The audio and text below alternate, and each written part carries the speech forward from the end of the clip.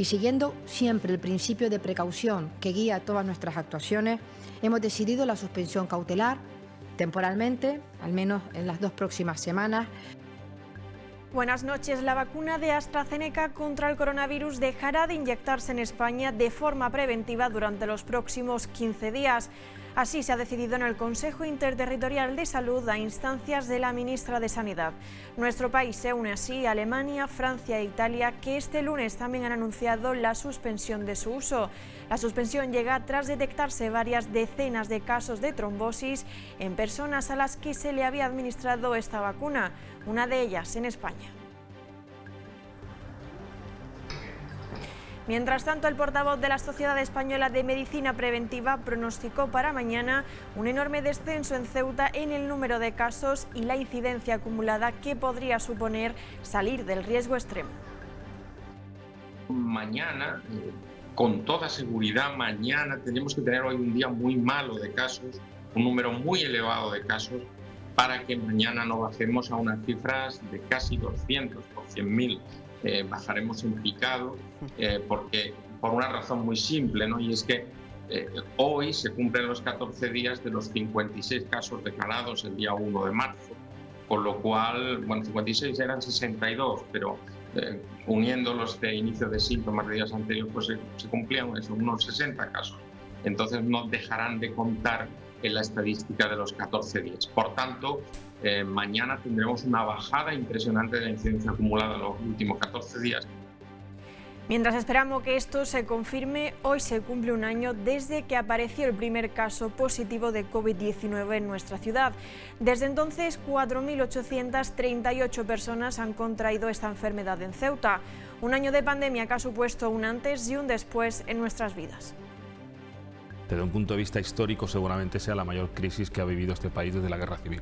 Es una crisis verdaderamente dura, muy dura, desde el punto de vista humano, desde el punto de vista social, desde el punto de vista económico. En fin, yo creo que hay un antes y un después de esta pandemia. Pues así arrancamos ya el repaso a la actualidad de Noticias Ceuta. Comenzamos.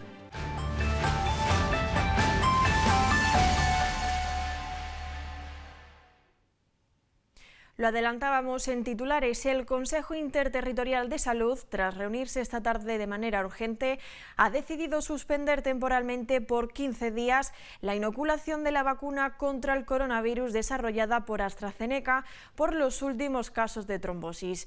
España también se suma a esta decisión tras tomarla Francia, Italia y Alemania.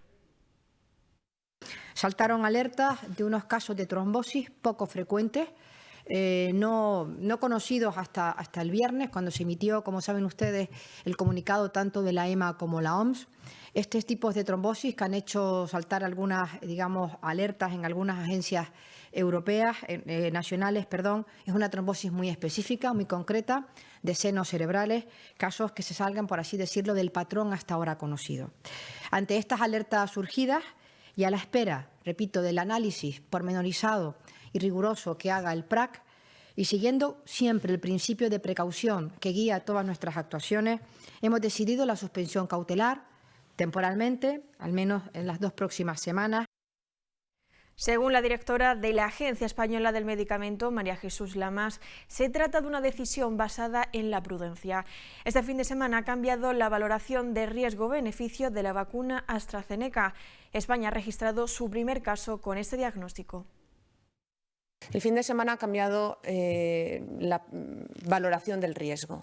El sábado y el domingo tuvimos conocimiento de un caso en España, de una trombosis venosa cerebral, en concreto una trombosis de senos venosos, que cursaba además con una disminución importante de plaquetas, lo que implica una activación irregular de la coagulación. Afortunadamente se está recuperando, pero esto es un caso muy poco habitual, muy poco frecuente, puede ocurrir. En nuestra ciudad, evidentemente, también se suspende la vacunación con AstraZeneca. En Ceuta fueron inoculadas 500 dosis del lote ABV 5.300 de esta farmacéutica, un lote que se puso en cuestión, pero que por ahora en nuestra ciudad no ha tenido incidencias negativas. Fueron inoculadas el pasado mes de febrero. Según el Ministerio de Sanidad, a Ceuta han llegado un total de 3.100 vacunas de esta farmacéutica. En la actualidad, la ciudad cuenta con un total de 430 vacunas AstraZeneca que no se administrarán hasta que el Comité de Evaluación de Riesgo de Farmacología Europea no adopte una decisión definitiva. Sanidad reitera que hasta el momento no se han registrado incidencias más allá de las habituales con los colectivos a los que se han inoculado estas dosis destinadas a grupos prioritarios de la Estrategia Nacional de Vacunación con edades comprendidas entre 18 y 55 años.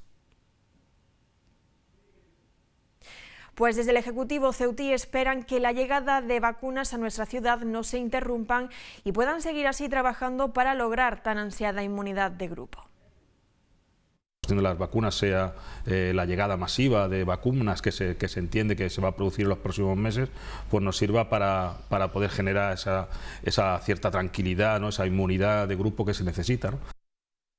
Sube la ocupación de la UCI, ya hay 10 personas ingresadas en dicha unidad. En total del hospital los pacientes ingresados por COVID-19 son 26. 14 se encuentran en planta, 2 en urgencias y los 10 que ya hemos comentado en UCI. Hoy los nuevos positivos han sido 10 y los curados 34. La incidencia acumulada de Ceuta se sitúa en 260,68 a 14 días. Es la segunda más alta del país tras Melilla, pero ya se sitúa cerca de Madrid, que es la tercera. Los casos activos se sitúan ahora en 444 y las personas en aislamiento en 450. A partir de ahora, la ciudad e Ingesa darán más detalles sobre los nuevos positivos. En concreto, se dará la distribución por sexo y edad de los nuevos casos diagnosticados. Según la actualización de hoy, los 10 casos de este lunes se corresponden a 8 mujeres y 2 hombres. Y por edades hay 4 casos entre los 30 y 39 años, 2 entre los 40 y 49 y 1 entre los tramos de edad menores de 15 años, entre 50 y 59, entre 60 y 69 y entre 70 y 79. Mañana se producirá un gran descenso en el número de casos, así lo ha anunciado hoy el portavoz de la Sociedad Española de Medicina Preventiva. Y es que se cumplen 14 días de la gran mayoría de casos que salieron del brote del Centro de la Esperanza. Mañana, con toda seguridad, mañana tenemos que tener hoy un día muy malo de casos, un número muy elevado de casos, para que mañana no bajemos a unas cifras de casi 200 por 100.000. Bajaremos en picado porque por una razón muy simple, ¿no? Y es que hoy se cumplen los 14 días de los 56 casos declarados el día 1 de marzo, con lo cual, bueno, 56 eran 62, pero uniendo los de inicio de síntomas de días anteriores, pues se cumplían unos 60 casos. Entonces no dejarán de contar en la estadística de los 14 días. Por tanto, mañana tendremos una bajada impresionante de la incidencia acumulada en los últimos 14 días. La última actualización de datos activos por COVID-19 en el ámbito educativo recoge que 7 es el número de docentes positivos, mientras que 14 están en aislamiento. El número de personal no docente positivo es de 2, por otro lado el número de alumnos positivos en COVID es de 42 y 144 se encuentra en aislamiento. El número de grupos cerrados por positivo es de 1 y corresponde al Instituto Ávila.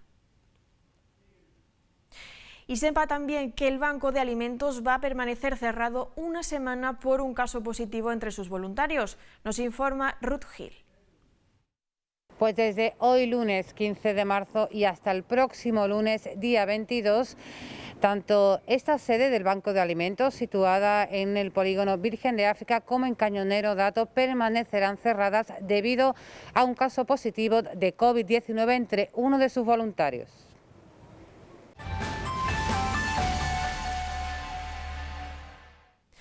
Hoy se cumple un año desde que apareció el primer caso positivo de COVID-19 en nuestra ciudad. Desde entonces, 4.838 personas han contraído esta enfermedad en Ceuta. En ese primer año de pandemia, desde el Ejecutivo local destacan que esto ha sido lo más duro que han vivido en sus vidas.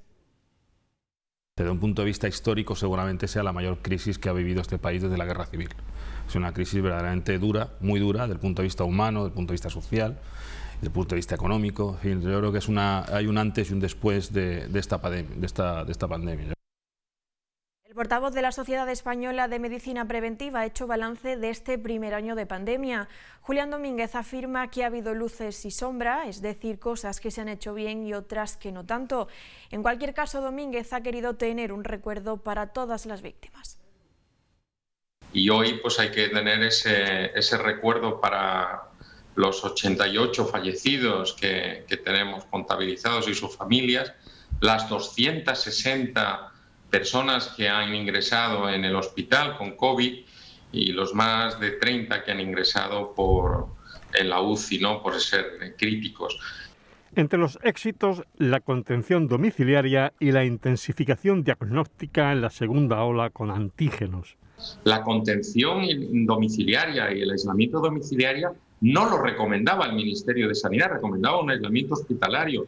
Nosotros decidimos que no porque creíamos que era un error. Ese error se reconoció luego por el Ministerio y se modificó. La intensificación diagnóstica en la segunda onda, nosotros apostamos por el test de antígeno cuando nadie daba un duro en ese momento todavía por una prueba, visto el fiasco que tuvimos con los test de anticuerpos rápidos, que fueron un desastre, pero no era la misma tecnología. Julián Domínguez también alude a cuestiones pendientes, asuntos que no se han hecho bien. La lentitud que se hizo al principio, ¿no?, que se tuvo al principio y no se tomaron las decisiones en febrero, nosotros ya estábamos preparados en febrero, habilitando circuitos que no se habían hecho en otros sitios tampoco, convertir el hospital en limpio y sucio, que era la clave, y no seguir teniendo un hospital activado por servicios y de una forma, clásica, ¿no? Y en primaria, pues también tener claro que tenían que haber circuitos diferenciados. Cuando se cumple este primer año de pandemia, varias instituciones nos han contado cómo fueron los primeros momentos de una situación inesperada y desconocida para todos. Nosotros lo hemos vivido con cierta incertidumbre, igual que el resto de personas, ¿no?, por el miedo al principio al estar las calles desiertas, pues también la jefatura estableció unos protocolos para nosotros y para la gente de la calle, eso nos dio cierta seguridad, pero bueno, eso no quitaba a que nosotros cuando volvíamos a nuestras casas tuviéramos ese miedo por la familia, por lo que estábamos viviendo, que era algo que había ocurrido ahora, es que no lo habíamos vivido nunca. Empezamos a no saber nada de una enfermedad que nos venía muy larga a todo el mundo y que no teníamos ninguna especie de protección para poder llevar a cabo esa labor que nos estaban encomendando y que no sabía nadie cómo funcionar, pues a llegar a tener bolsas de basura puestas, a buscar mascarillas, a estar en la calle todos los días en los polideportivos, a coger mantas para llevarlo. Muy rápidamente adoptamos medidas de autoprotección, las famosas 4M, metros, mascarilla, manos y menos efectivos. Organizamos estructuras específicas, actualizamos conocimientos y nos pusimos a disposición de colaboración con las autoridades civiles y las fuerzas y cuerpos de seguridad del Estado. Desde el primer momento nosotros empezamos a activar todos los servicios de emergencia. En ese caso, pues iniciamos el SACOP, que es la sala de operaciones con los distintos grupos operativos, y también formamos el comité asesor, en el cual pues todas las emergencias que en ese momento iban surgiendo se podían coordinar de forma permanente con todos los servicios operativos. Entonces, pues bueno, la verdad es que al principio fue todo un poco previsto, con improvisación, porque realmente era la primera vez que vivíamos una situación de este calibre, ¿no?, una pandemia a nivel mundial y una emergencia sanitaria. Fueron momentos que ya estábamos previamente preparados porque veíamos un poco cuál era la situación, qué íbamos a tener que hacer y desde el minuto cero nos pusimos directamente a trabajar. Activamos el plan Responde y a partir de ahí todos nuestros efectivos comenzamos a trabajar única y exclusivamente para el confinamiento y para la pandemia. El mercado central también sufrió las consecuencias de la pandemia. Se redujo la afluencia de clientes durante el estado de alarma. Incluso algunos comercios se vieron obligados a cerrar. Una situación de incertidumbre y miedo que sirvió para que algunos de los vendedores tuvieran que reinventarse en su negocio, prestando un servicio a domicilio o por encargo. Y la verdad que sí, que fueron... Ese día, ya te digo, no sabíamos cómo abrir. Abríamos abríamos 4 o 5 puestos de 2 de alimentación, 2 o 3 de fruta y 2 o 3 de carnicería y no sabíamos qué hacer, cómo poner la mercancía. Y la verdad que mucho miedo. Con mucho miedo, al principio estaba en la opción de cerrar o abrir, cerrar con el miedo que hubo, mucha incertidumbre, pero optamos de abrir y nada, pues bien. Tomando muchas medidas, muchas precauciones, mucho miedo.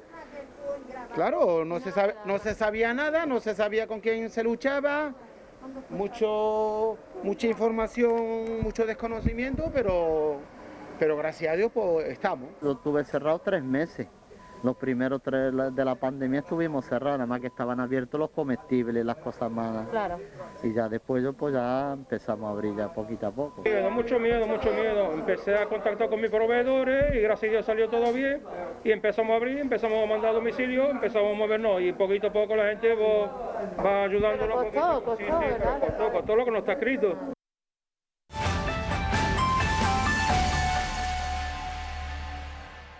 Estas imágenes corresponden a la llegada anoche de un gran número de personas tras pasar el fin de semana en la península.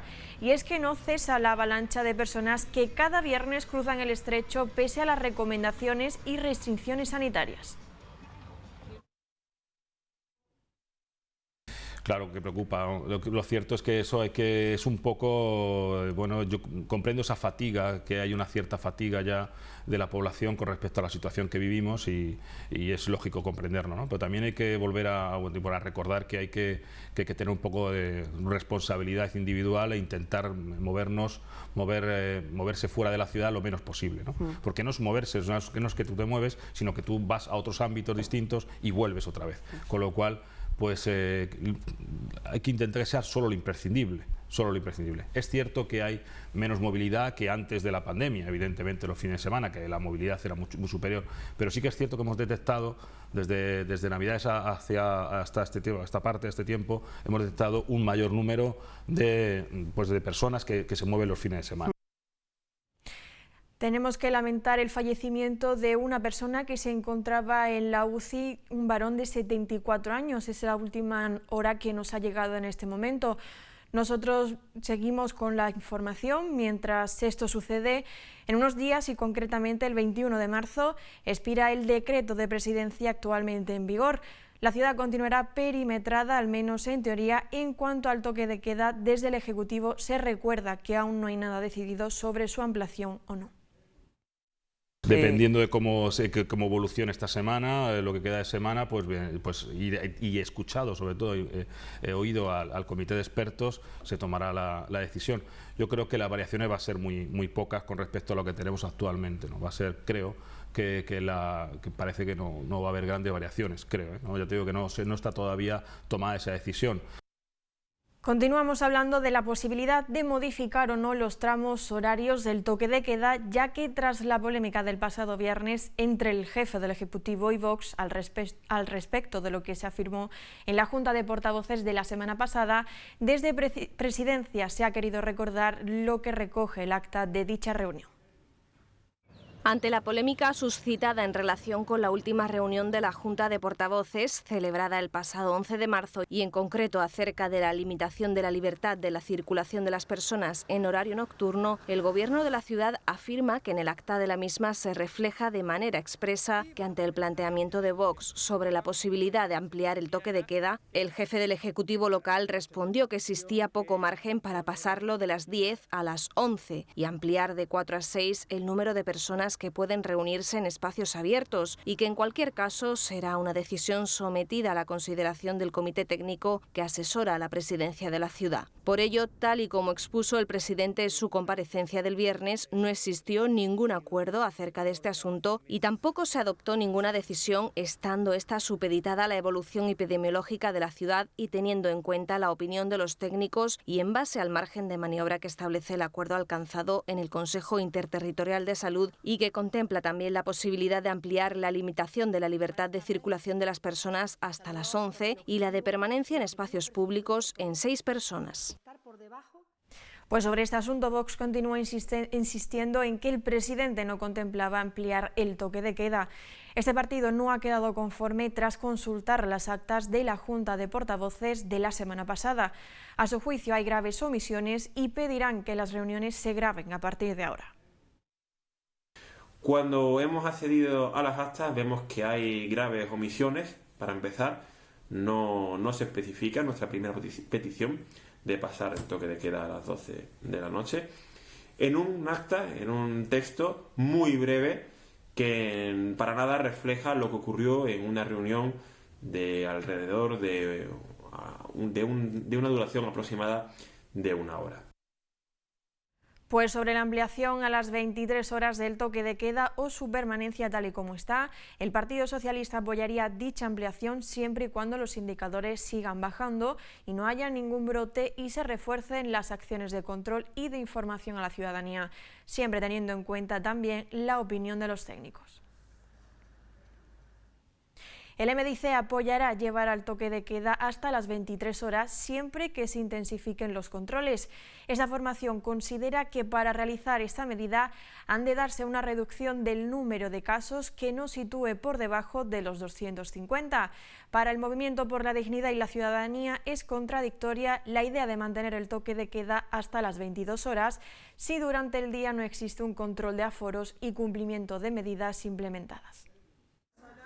El Movimiento por la Dignidad y la Ciudadanía muestra su apoyo al sector del comercio y la hostelería en tanto en cuanto no existe una relación directa entre el número de casos de la COVID-19 y la posible ampliación del toque de queda actualmente fijado a las 22 horas.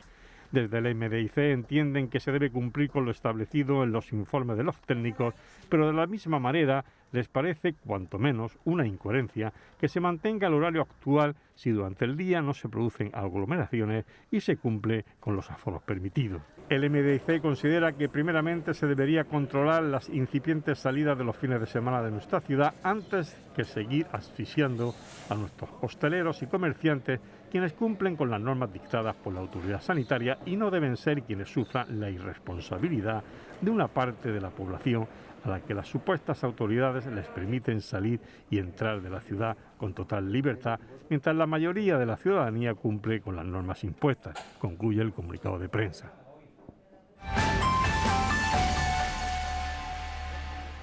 Más noticias. Comisiones Obreras advierte que Ceuta vive una realidad sanitaria crítica. Según este sindicato, un ceutí vivirá 5 años menos que un madrileño. Esto es debido en gran parte, según añade, a que contamos con el menor número de médicos de familia, pediatras, especialistas o enfermeras de todo el país.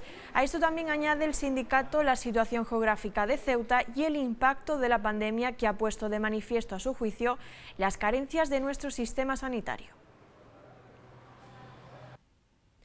Más noticias. El presidente de la ciudad y el consejero de Sanidad, Consumo y Gobernación han mantenido una reunión con la nueva directiva de la Asociación Española contra el Cáncer en Ceuta, encabezada por su presidente Jesús María Ferreiro. La entidad ha expuesto objetivos prioritarios en ámbitos como la mejora de sus instalaciones, la ampliación de recursos para la atención de sus usuarios y un análisis en profundidad acerca del reto que supondría contar en Ceuta con una clínica de radioterapia. La ciudad se ha comprometido a estudiar las necesidades planteadas por esta entidad. Y el doctor Jacobo Díaz Portillo, analista clínico del Ingesa, ha obtenido el primer premio al mejor trabajo de investigación sobre el colesterol dañino presentado en la 27ª edición del Congreso de la Sociedad Andaluza del Análisis Clínicos Medicina del Laboratorio, celebrada en formato online del 8 al 11 de marzo, donde asistieron 388 asistentes virtuales de todo el mundo. Cambiamos de asunto. La Autoridad Portuaria de Ceuta ha participado de forma virtual en la Feria Mundial dedicada a los cruceros, que se celebra cada año y reúne a los participantes, a los principales agentes del sector. Durante las jornadas se ha tratado la evolución del sector con la pandemia, la experiencia de los pasajeros, los protocolos sanitarios, la seguridad y las nuevas tecnologías aplicadas a los buques. Ha consistido en un encuentro virtual con la intención de generar nuevas relaciones comerciales y proporcionar la información más relevante y actualizada del área de cruceros. La Autoridad Portuaria de Ceuta ha destacado las virtudes que tiene nuestra ciudad como destino y ha querido exponer los beneficios que supone hacer una parada en Ceuta. Los contactos se han centrado en los directores de itinerarios de las respectivas navieras del sector de expedición, abriendo una oportunidad a la captación del turismo exclusivo. La autoridad portuaria se ha referido también al área comercial para continuar trabajando junto al sector en un turismo seguro que permita garantizar la calidad propia de la oferta, con estrictos protocolos de seguridad y nuevas rutas que diversifiquen la oferta de excursiones de los buques que atraquen en Ceuta para adentrarse a la nueva normalidad. La institución, junto con la Oficina de Turismo, ha elaborado una oferta turística denominada Excursiones Burbuja para cuando el Gobierno central autorice la llegada de cruceros internacionales.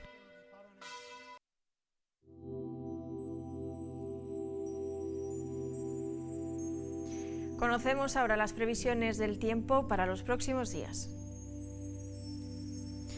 Mañana martes, tiempo parcialmente soleado con intervalos nubosos, temperaturas entre 18 de máxima y 14 de mínima, viento fuerte de levante.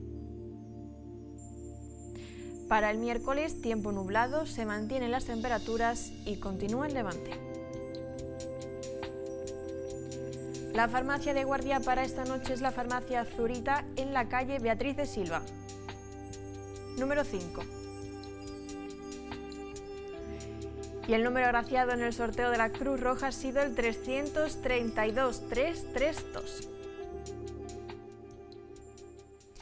Por cierto, ya sabemos que no habrá procesiones en la calle dentro de unas semanas, pero como ya se esperaba, este verano tampoco tendrá lugar la Feria de Agosto. Pues este año lo veo muy difícil.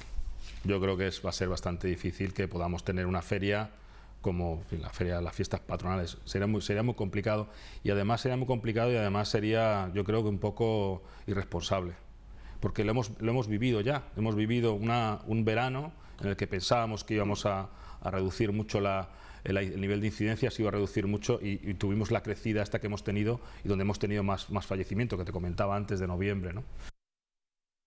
Y antes de marcharnos, les contamos que esta tarde ha tenido lugar la presentación del libro Un siglo de movimientos sociales en Marruecos, de Ediciones Bayatera, un acto en el que ha colaborado la Universidad Autónoma de Barcelona y donde ha intervenido una de las editoras de la obra, Natalia Rivas Mateo.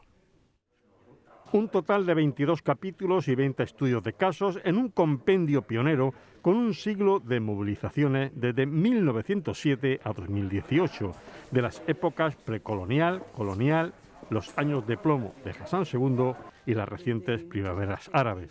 Desde el tema del análisis de las protestas, el ciclo de protestas, de cómo son las protestas, quién son los actores de estas protestas, qué casos, qué territorios, si es territorio urbano, rural, etcétera.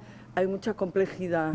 A destacar la amplia visión histórica que se requiere para entender los acontecimientos en un contexto del mismo siglo. Tener una visión de larga duración de la historia, porque si no, no podemos entender la situación actual. O sea, que si quieres, por ejemplo, aprender o saber cómo funciona hoy en día lo que ha sido las primaveras árabes a partir del 2011, muchos autores han trabajado esto, pero necesitas un contexto histórico. Los dos protectorados distintos son necesarios para entender cómo se expresa la revuelta en el norte marroquí.